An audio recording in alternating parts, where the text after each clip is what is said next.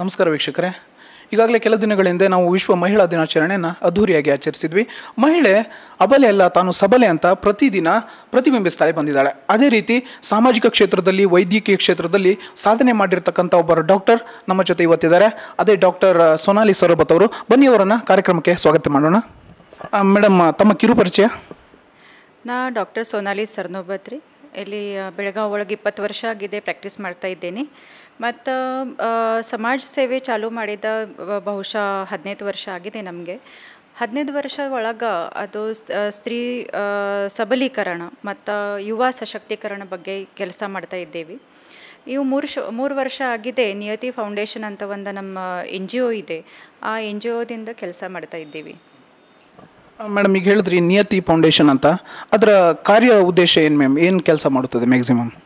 ಕಾರ್ಯ ಉದ್ದೇಶ ಅಂತ ಟ್ಯಾಗ್ಲೈನ್ ಇದೆ, heal and help. Heal and help ಅಂದರೆ ಅದು ಮಾನಸಿಕವಾಗಿ ಡಿಪ್ರೆಷನ್ ಇರಿದದು ಸಾಮಾಜಿಕ ಬಗ್ಗೆ ನಾವು ಕೆಲಸ ಮಾಡ್ತಾ ಇದ್ದೇವೆ. ಫಸ್ಟ್ ಮಿಷನ್ ಇತ್ತು ನಮ್ಮದು ಮಿಷನ್ ನೋ ಸೂಸೈಡ್ ಅಂತ. ಮಿಷನ್ ನೋ ಸೂಸೈಡ್ ಅಂದರೆ ಅದು ಕೆಲವು ವಿದ್ಯಾರ್ಥಿಗಳು ಆತ್ಮಹತ್ಯೆ ಮಾಡ್ತಾ ಇದ್ದಾರೆ ಅಂತ ನಮಗೆ ಕಾಣಿಕೆ ಬಂದಿದೆ. ಅದರ ಸಲುವಾಗಿ ನಾವು 20 ಜನ ಲೈಕ್ ಮೈಂಡೆಡ್ ಪೀಪಲ್ ಒಮ್ಮೆ ಬಂದು ಇದು ನಿಯತಿ ಫೌಂಡೇಶನ್ ಸ್ಥಾಪಿಸಿದ್ದೀವಿ. ನಾ ಫೌಂಡರ್ ಪ್ರೆಸಿಡೆಂಟ್ ಮತ್ತು ಈಗ ಚೇರ್ಪರ್ಸನ್ ಇದ್ದೇನೆ. ಅದರ ಬಗ್ಗೆ ನಾವು ಸುಮಾರು 200 ಕಾಲೇಜಸ್ ಮತ್ತು ಸ್ಕೂಲ್ಸ್ ಒಳಗೆ ಹೋಗಿದ್ದೇವೆ. ಅಲ್ಲಿ ಅವೇರ್ನೆಸ್ ಮಾಡಿದ್ದೇವೆ. ಅವೇರ್ನೆಸ್ ಮಾಡುವಾಗ ನಮಗೆ ಅದು ಅನಿಸಿದೆ ಕಿ ಇದು ವಿದ್ಯಾರ್ಥಿ ಬಗ್ಗೆ ಅಷ್ಟು ಅವೇರ್ನೆಸ್ ಮಾಡೋದು ಆಗ್ತಾ ಇಲ್ಲ. ಅದರ ಬಗ್ಗೆ ನಾವು ಪೇರೆಂಟ್ಸ್ಗೆ ಅವೇರ್ನೆಸ್ ಮಾಡಬೇಕು. ಇದು ಫ್ಯಾಮಿಲಿ ಒಳಗೆ ಹೆಂಗೆ ಇರಬಹುದು, ಮಕ್ಕಳ ಜೊತೆಗೆ ಹೆಂಗೆ ಮಾತಾಡಬಹುದು, ಅದೇ ಎಲ್ಲ ಫ್ಯಾಮಿಲಿ ಒಳಗೆ ಹೇಳಬಹುದು. ಅದರ ಸಲುವಾಗಿ ನಾವು ಒಂದು ಮಹಿಳಾ ಮಂಡಳದ ಒಂದು ಪ್ರೋಗ್ರಾಮ್ ಚಾಲೂ ಮಾಡಿದ್ದೀವಿ. ಅದರ ಹೆಸರು ಇದೆ ಹೋಮ್ ಮಿನಿಸ್ಟರ್. ಅದು ಲೋಕಲ್ ಚಾನೆಲ್ ಮೇಲೆ ಬರ್ತಾ ಇದೆ. ಅದರೊಳಗೆ ನಾವು ಲೀಗಲ್ ಅವೇರ್ನೆಸ್ ಮತ್ತು ಇದು ಮಿಷನ್ ನೋ ಸೂಸೈಡ್ ಅದು ಎರಡೂ ಕೂಡ ಅವೇರ್ನೆಸ್ ಮಾಡ್ತಾ ಇದ್ದೀವಿ. ನಮ್ಮ ಪ್ಯಾನಲಿಸ್ಟ್ ಲಾಯರ್ಸ್, ಅಡ್ವೊಕೇಟ್ಸ್ ಅದಾವೋ, ಅವರು ಒಂದು ಲೆಕ್ಚರ್ ಕೊಡ್ತಾರೋ. ಒಂದು ಕಾನೂನು ಬಗ್ಗೆ ಸಲಹೆ ಕೊಡ್ತಾ ಇದ್ದೀವಿ. ಒಂದು ಪ್ರೋಗ್ರಾಮ್ ನಾವು ಜೈಲ್ ಮಂದಿ ಸಲುವಾಗಿ ಮಾಡಿದ್ದೀವಿ ಮತ್ತು ಇದು ವೃದ್ಧಾಶ್ರಮ ಒಳಗೆ ಮಾಡಿದ್ದೀವಿ. ಸುಮಾರು ಈ 1.5 ವರ್ಷ ಒಳಗೆ 70 ಮಹಿಳಾ ಮಂಡಳ ಕವರ್ ಮಾಡಿದ್ದೀವಿ ನಾವು. ಲಾಸ್ಟ್ ಇಯರ್ ಅದು ಫೈನಲ್ ಆಗಿದೆ. ಫೈನಲ್ ಒಳಗದು ಇದು ಜನರಲ್ ನಾಲೆಜ್ ಬಗ್ಗೆ ಮತ್ತು ಸ್ತ್ರೀಯರದೇ ಎಲ್ಲ ಪ್ರಾಬ್ಲಮ್ಸ್ ಬಗ್ಗೆ ಅವೇರ್ನೆಸ್ ಮಾಡೋದು ಕಂಪ್ಲೀಟ್ ಪ್ರೋಗ್ರಾಮ್ ಮಾಡಿದ್ದೇವೆ. ಮೇಡಮ್, ಇಷ್ಟೆಲ್ಲ ಪ್ರೋಗ್ರಾಮ್ ಮಾಡಿದರೆ ಅದಕ್ಕೆ ಕೆಲವೊಂದು ಅವಾರ್ಡ್ಸ್ಗಳು ಬಂದಿದೆ. ರೀಸೆಂಟಾಗಿ ನಿಮಗೆ ಒಂದು ಅವಾರ್ಡ್ ಬಂತು, ಅದು ಯಾವ ವಿಷಯಕ್ಕೆ ಮ್ಯಾಮ್ ಅವಾರ್ಡ್ ಬಂದಿರುತ್ತೆ? ರೀಸೆಂಟಕ್ಕೆ ಅವಾರ್ಡ್ ಬಂದಿದೆ, ಅದು ನ್ಯಾಷನಲ್ ಅವಾರ್ಡ್ ಇದೆ, ಇಂಡಿಯನ್ ಐಕಾನ್ ಬಿಸ್ನೆಸ್ ಅವಾರ್ಡ್ ಅಂತ, IIBA ಐಬಾ ಅವಾರ್ಡ್. ಅದು ಅವಾರ್ಡ್ ನನಗೆ ಅದು ಕೌನ್ಸಿಲಿಂಗ್, ಅದು ಡಿಪ್ರೆಸ್ಡ್ ಮತ್ತು ಡಿಪ್ರೈವ್ಡ್ ಯೂತ್ಗೆ ಏನು ಕೌನ್ಸಿಲಿಂಗ್ ಮಾಡಿದ್ದೇವೆ ನಾವು, ಅದರ ಸಲುವಾಗಿ ಬಂದಿದೆ. ಏನಾಗಿದೆ, ಇದು ಆತ್ಮಹತ್ಯೆದ ಮೂಲ ಕಾರಣ ಇತ್ತು ಅಡಿಕ್ಷನ್ ಅಂದರೆ drug addiction, alcohol addiction, tobacco addiction. ಅದ್ರ ಬಗ್ಗೆ ಬಹಳ ಕಾರ್ಯ ಮಾಡ್ತಾ ಇದ್ದೀವಿ ನಾವು. ಇದ್ರಾಗ ಏನು ಅನಿಸಿದೆ ನನಗೆ, ಕಾಲೇಜ್ ಸ್ಟೂಡೆಂಟ್ಸ್ ಒಳಗೆ ಡ್ರಗ್ ಅಡಿಕ್ಷನ್ ಬಹಳ ಇದೆ. ಅದು ಡ್ರಗ್ ಅಡಿಕ್ಷನ್ ಸಲುವಾಗಿ ನಾವು ಕೌನ್ಸಿಲಿಂಗ್ ಚಾಲೂ ಮಾಡಿದ್ದೀವಿ. ಫ್ರೀಲ್ಯಾನ್ಸಿಂಗ್ ಕೌನ್ಸಿಲಿಂಗ್ ಇದೆ, ಇದು ಫ್ರೀ ಆಫ್ ಕಾಸ್ಟ್ ಇದೆ. ಇದು ಮಕ್ಕಳದ ಭವಿಷ್ಯ ಸುಧಾರಿಸಬೇಕು, ಅದು ಸೆಕ್ಯೂರ್ ಮಾಡಬೇಕು, ಅದು ನಮ್ಮ ಉದ್ದೇಶ. ಉದ್ದೇಶ ಸಲುವಾಗಿ ಕೌನ್ಸಿಲಿಂಗ್ ಮಾಡ್ತಾ ಇದ್ದೀವಿ. ಅದು ಸುಮಾರು ನಾಟ್ ಲೆಸ್ ದ್ಯಾನ್ 250 ಕೌನ್ಸಿಲಿಂಗ್ ಆಗಿದೆ. ಅದು 250 ಮಕ್ಕಳ ಒಳಗೆ 150 ಗರ್ಲ್ಸ್ ಇತ್ತು. ಮತ್ತು ಗರ್ಲ್ಸ್ ಪ್ರಾಬ್ಲಮ್ಸ್ ಅಂದರೆ ಡ್ರಗ್ ಅಷ್ಟೇ ಇಲ್ಲ, ಸ್ಟಡೀಸ್ ಅಷ್ಟೇ ಇಲ್ಲ, ರಿಲೇಷನ್ಶಿಪ್ ಪ್ರಾಬ್ಲಮ್ಸು ಅಂದರೆ ಅಫೇರ್ಸ್ ಆಗ್ತಾವೆ ಅಥವಾ ಏನು ಫ್ರೆಂಡ್ಸ್ ಜೊತೆಗೆ ಪ್ರಾಬ್ಲಮ್ಸ್ ಆಗ್ತಾವೆ.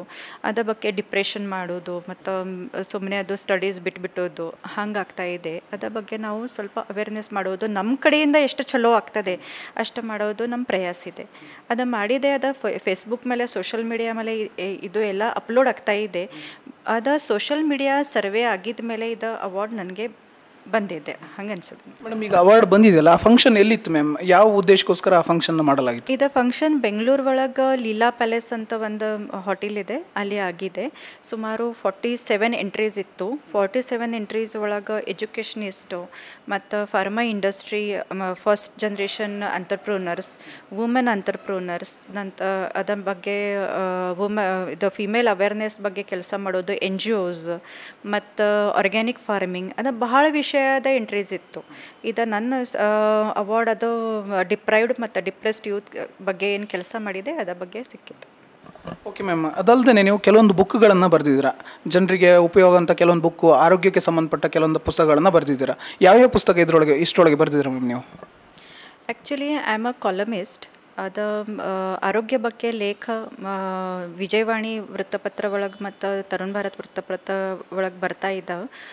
ಸುಮಾರು 12 ವರ್ಷ ಆಗಿದೆ ಅದು ನಾ ಆರ್ಟಿಕಲ್ಸ್ ಕೊಡ್ತಾ ಇದ್ದೀನಿ.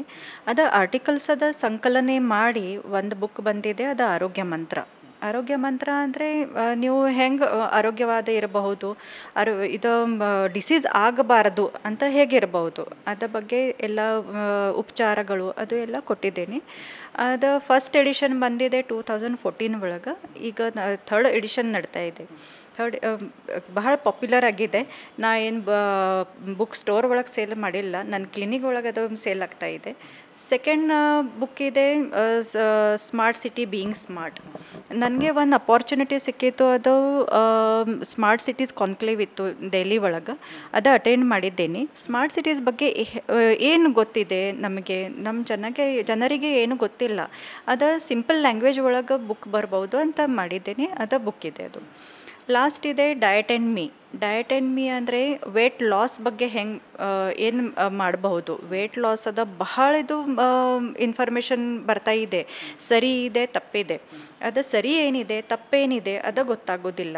ಅದ ಕಾರಣ ಅದು ಸ್ಟಡಿ ಮಾಡಿ ಅದು ಕಿಟೋಜೆನಿಕ್ ಡಯಟ್, ಕಿಟೋ ಡಯಟ್ ಮತ್ತು LCD that is low calorie diet ಮತ್ತು ಬಾಕಿ ಡಿಪ್ಲಿಷನ್ ಡಯಟ್ ಅದ ಬಗ್ಗೆ ಕಂಪ್ಲೀಟ್ ಇನ್ಫಾರ್ಮೇಷನ್ ಕೊಟ್ಟಿದ್ದೇನೆ.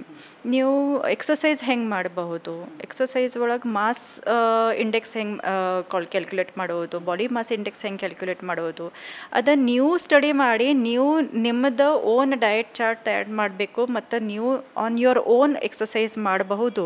ಅದರ ಸಲುವಾಗಿದ ಬುಕ್ ತಯಾರು ಮಾಡಿದ್ದೇವೆ. ಮ್ಯಾಮ್, ಈಗ ಬೆಳಗಾಮಲ್ಲಿ ಒಳ್ಳೆ ಡಯಟಿಷಿಯನ್ ಯಾರು ಅಂತಂದ ಗೂಗಲ್ ಸರ್ಚ್ ಮಾಡಿದ್ರೆ ಫಸ್ಟ್ ನಿಮ್ಮ ಹೆಸರು ಸಿಗುತ್ತೆ. ನಿಮ್ಮ ಪ್ರಕಾರ ಲೈಫಲ್ಲಿ ಡಯಟ್ ಎಷ್ಟು ಇಂಪಾರ್ಟೆಂಟ್ ಇರುತ್ತೆ ಮ್ಯಾಮ್? ಡಯಟ್ ಬಹಳ ಇಂಪಾರ್ಟೆಂಟ್ ಇದೆ. ಯಾಕಂದರೆ ನಿಮ್ಮ ಬಾಡಿ ಏನು ತಯಾರಾಗ್ತದೆ ಅದು ನೀವು ಏನು ತಿಂತೀರ ಅದ ಮೇಲೆ ತಯಾರಾಗ್ತದೆ. ಆ್ಯಕ್ಚುಲಿ ನಾವು ನಮ್ಮ ಬಾಡಿದ ಇಂಟರ್ನ್ಯಾಷನಲ್ ಡಸ್ಟ್ಬಿನ್ ಮಾಡಿದ್ದೀವಿ. ಅದು ಚೈನೀಸು, ಇಟಾಲಿಯನು ಮತ್ತು continental, north Indian, south Indian ಅದ ಬಗ್ಗೆ ಮತ್ತು ಏನು ಸಿಗ್ತದೆ ಅದನ್ನು ನಾವು ತಿಂತೀವಿ.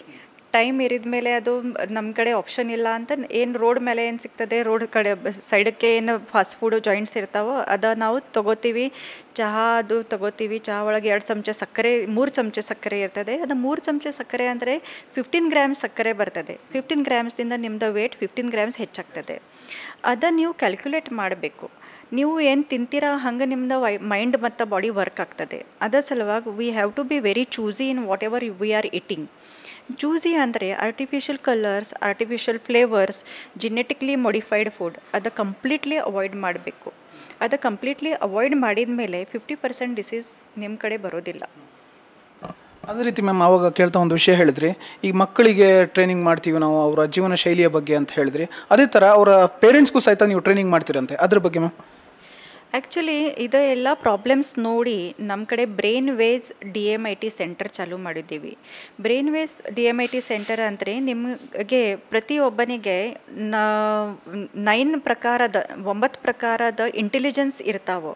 ಅವು ಇಂಟೆಲಿಜೆನ್ಸ್ ನೀವು ಹೆಂಗೆ ಮಾಡಿಫೈ ಮಾಡಬೇಕು, ನಿಮ್ಮ ಪರ್ಸ್ನಾಲಿಟಿ ಗ್ರೂಮಿಂಗ್ ಹೆಂಗೆ ಮಾಡಬೇಕು, ಕರಿಯರ್ ಯಾವ ಚೂಸ್ ಮಾಡಬೇಕು, ಅದು ನಿಮ್ಮ ಫಿಂಗರ್ ಪ್ರಿಂಟ್ಸ್ದಿಂದ ನಿಮಗೆ ಗೊತ್ತಾಗ್ತದೆ. ಅದು ಒಂದು ಸಾಫ್ಟ್ವೇರ್ ಇದೆ. ಅದು ನಿಮಗೆ ಸರಿಯಾದ ಕುಂಡಲಿ ಹೆಂಗೆ ಇರ್ತದೆ, ನಿಮ್ಮ ಜನ್ಮ ಪತ್ರಿಕೆ ಹೆಂಗಿರ್ತದೆ ಆ ತರಹ ಇದು ಸೈಂಟಿಫಿಕ್ ಕುಂಡಲಿ ಇರ್ತದೆ. ಅದರ ಬಗ್ಗೆ ನಿಮಗೆ ಎಲ್ಲ ನೀವು ಕರಿಯರ್ ಯಾವುದು ಚೂಸ್ ಮಾಡಬಹುದು, ನಿಮ್ಮ ಲೈಫ್ ಪಾರ್ಟ್ನರ್ ಹೆಂಗೆ ಇರಬಹುದು, ಮತ್ತು ನಿಮ್ಮದು ಮ್ಯಾರೇಜ್ ಕೌನ್ಸಿಲಿಂಗ್ ಮಾಡ್ತೀವಿ, ಕರಿಯರ್ ಕೌನ್ಸಿಲಿಂಗ್ ಮಾಡ್ತೀವಿ, ಕಾರ್ಪೊರೇಟ್ ಕೌನ್ಸಿಲಿಂಗ್ ಮಾಡ್ತೀವಿ. ಇದೆಲ್ಲ ಕೌನ್ಸಿಲಿಂಗ್ದ ನಮ್ಮ ಕಡೆ ಇದು ಪ್ರೊವಿಷನ್ ಇದೆ. ಮ್ಯಾಮ್, ಈಗ ನಿಮ್ಮದೇ ಅದು ಒಂದು ಸ್ವಂತ ಹಾಸ್ಪಿಟ್ಲಲ್ಲಿದೆ. ಇಲ್ಲಿ ಸ್ಪೆಷಾಲಿಟಿ ಎಸ್ಪೆಷಲಿ ಏನೇನು ಟ್ರೀಟ್ಮೆಂಟ್ ಸಿಗುತ್ತೆ ಮ್ಯಾಮ್ ಇಲ್ಲಿ? ಆ್ಯಕ್ಚುಲಿ ನಮ್ಮದು ಹೋಮಿಯೋಪತಿಕ್ ಸ್ಪೆಷಾಲಿಟಿ ಸೆಂಟರ್ ಇದೆ. 2 ಕ್ಲಿನಿಕ್ಸ್ ಅದಾವೆ. ಒಂದು ಫುಲ್ಬಾಗ್ ಗಲ್ಲಿ ಒಳಗಿದೆ, ಒಂದು ಇದು ಗೋವಾವಿಸ್ಗೆ ಇದೆ. ಇದು ನಮ್ಮದು ಮಲ್ಟಿ ಸ್ಪೆಷಾಲಿಟಿ ಹೋಮಿಯೋಪತಿಕ್ ಕ್ಲಿನಿಕ್ ಅಂತ. ಇಲ್ಲಿ ಕಂಪ್ಲೀಟ್ ಫ್ರ್ಯಾಕ್ಚರ್ ಬಿಟ್ಟು ಬಾಕಿ ಎಲ್ಲ ಡಿಸೀಸ್ ಮೇಲೆ ನಮ್ಮ ಕಡೆ ಟ್ರೀಟ್ಮೆಂಟ್ ಸಿಗ್ತದೆ. ಮ್ಯಾಮ್ ಕೊನೆಯದಾಗಿ ಈಗ ಜನ್ರೇಷನ್ ಹೆಂಗಿದೆ ಅಂತಂದರೆ ನೀವೀಗ ಹೇಳಿದ್ರಿ ಫಾಸ್ಟ್ ಫುಡ್ಡು ಅದು ಇದು ಡೈಟ್ ಇಲ್ಲ, ಸೊ ಕ್ಯಾಶುವಲ್ ಆಗಿ ಈ ಯುವ ಜನತೆಗೆ ಏನು ಹೇಳೋಕ್ಕೆ ಇಷ್ಟಪಡ್ತೀರಿ ಈಗಿನ ಜನ್ರೇಷನ್ಗೆ? ಇದರ ಜನ್ರೇಷನ್ ಬಹಳ ಸ್ಮಾರ್ಟ್ ಇದೆ actually. They know what to eat, how to behave and how to live. They know to live and also let live. So there is nothing much to say, but whatever you are understanding in life, you should be able to bifurcate what is true and what is false. There are many fake news coming across. ಅದು fake news ಯಾವಿದೆ, ಆಹಾರ ಬಗ್ಗೆ, ಆರೋಗ್ಯ ಬಗ್ಗೆ ಮತ್ತು society ಬಗ್ಗೆ, ಅದು ನೀವು bifurcate ಮಾಡಬೇಕು. ನೀವು ಏನು ಸರಿ ಏನು ತಪ್ಪಾದ ತಿಳ್ಕೊಬೇಕು. ತಮ್ಮ ಬ್ಯುಸಿ ಶೆಡ್ಯೂಲಲ್ಲೂ ಸಹ ನಮ್ಮ ಜೊತೆ, ನಮ್ಮ S9 ಟೀಮ್ ಜೊತೆ ಮಾತನಾಡಿ ಜನತೆಗೆ ಮಾಹಿತಿಯನ್ನು ನೀಡಿ ತಮ್ಮ ಸಾಧನೆಯ ಹಾದಿಯನ್ನು ಇನ್ನೂ ಚೆನ್ನಾಗಿ ಮಾಡಲಿ ಅಂತ ನಮ್ಮ S9 ತಂಡದ ವತಿಯಿಂದ ಮತ್ತು ನನ್ನ ಪರವಾಗಿ ಅವರಿಗೆ ಅಭಿನಂದನೆಯನ್ನು ತಿಳಿಸ್ತೇನೆ. ಮತ್ತು ನಮ್ಮ ಕಾರ್ಯಕ್ರಮಕ್ಕೆ ಇಷ್ಟೋ ತನಕ ಸಹಕಾರ ನೀಡಿ ಹೆಚ್ಚಿನ ಮಾಹಿತಿಯನ್ನು ನಮಗೆ ನೀಡಿದ್ದಕ್ಕೆ ಮೇಡಮ್ ಅವರಿಗೆ ಧನ್ಯವಾದವನ್ನು ತಿಳಿಸ್ತೇನೆ. Thank you ma'am. It was a pleasure speaking to S9 TV. S9 TV is doing a great job, commendable job for the people around the Belgaum and surrounding areas. Best wishes to S9 TV. Thank you so much.